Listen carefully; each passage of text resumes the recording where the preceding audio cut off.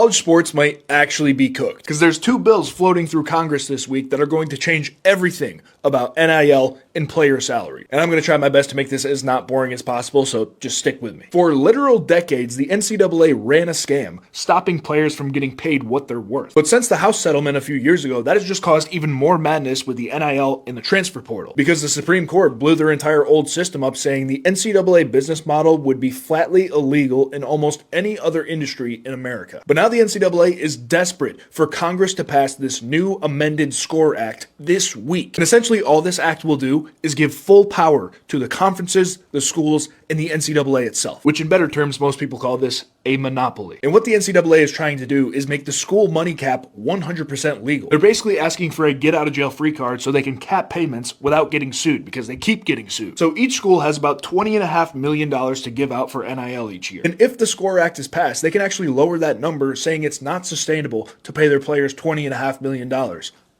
Even though they make billions every year. And the biggest part about this bill is that it still says players are not employees. This is why the NCAA doesn't have a players association, because if players become employees, they can unionize. We wouldn't want that now, would we? So basically what the SCORE Act does is give the NCAA to be like, sorry guys. And this is a statement from the NCAA head himself, really hanging his hat on, oh, but these people get a free education. How is that not enough money? We make billions of dollars, but we give each of these students $60,000 a year. And on the other hand, we have this bill called the CARA Act, which essentially just gives players total financial freedom and also privacy to their money, which honestly could lead to more SMU type stuff and money laundering, but it's more freedom. But the head of the NCAA absolutely hates the CARA Act, because it gives him and the conferences way less control. Now, this act is only for third-party deals, but this could lead to a situation where someone in BYU wants Arch Manning, so the CEO of Crumble Cookies comes in and gives him $20 million a year. And no one would know about it because they don't have to disclose this deal to the NCAA, and even if they did, it's fully legal for them to do that. Because in this bill, it says all NIL deals over $600 need to be written and reviewed for the athlete's protection. So the NCAA can't step in and be like, what is the CEO of Crumble Cookies doing giving Arch Manning $20 million for a marketing fee? This is just going to continue to get worse